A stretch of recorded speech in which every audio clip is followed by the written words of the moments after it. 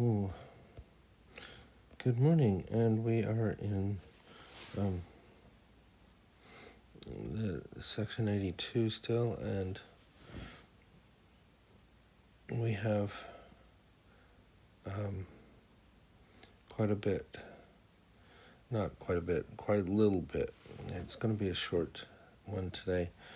We learned yesterday, I can't even speak today, that the Lord is bound when we do what he says, but when we do not what he says, we have no promise. Then it says, therefore,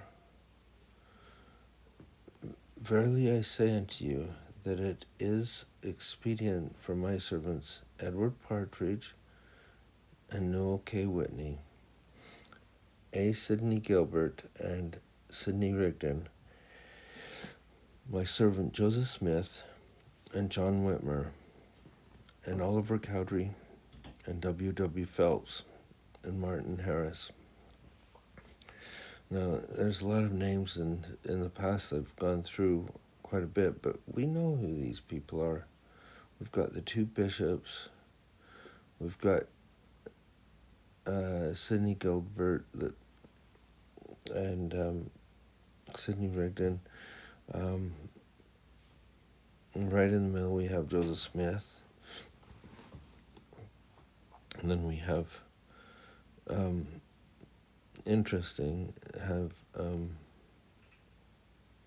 Oliver Cowdery and Martin Harris and John Whitmer, all three witnesses,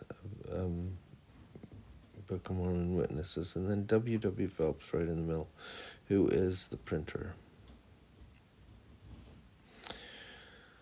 So what do they need to do?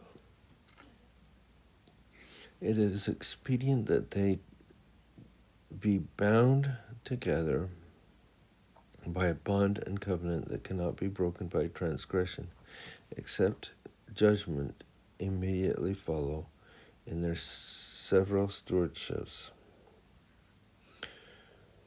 So it's important because of what is going on and what this is. They need to be bound by this covenant to manage the affairs of the poor and all things pertaining to the bishopric, both in the land of Zion and in the land of Kirtland. For I have consecrated the land of Kirtland in mine own due time for the benefit of the saints of the Most High, and for a stake to Zion, a stake to Zion.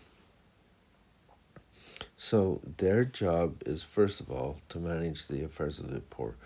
I don't know if you can see, but it seems that in these revelations, the Lord cares a lot about the poor.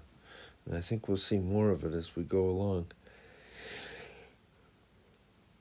And then there's as far as I can see, the word stake, as used here, shows up once before in the Doctrine and Covenants, and that is only a few months earlier than this.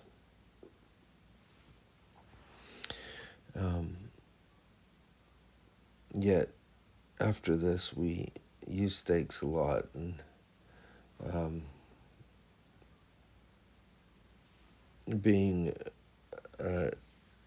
growing up camping and everything, it's a good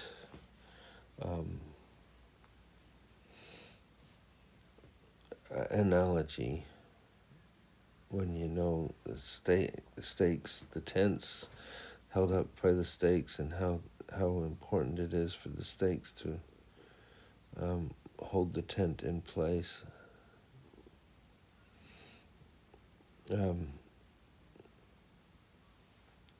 For Zion must increase in beauty, in holiness, and in holiness. Her borders must be enlarged, her stakes must be strengthened. Yea, verily I say unto you, Zion must arise and put on her beautiful garments. Therefore, notice the word therefore, I give unto you a commandment, that ye bind yourselves by this covenant, and it shall be done according to the laws of the Lord. Behold, here is wisdom also in me, for your good. So I think that's really short, and we'll talk more in tomorrow. There's not a lot in this reading this week, because next week is going to be really heavy duty, I believe. But what is in here is some really beautiful things.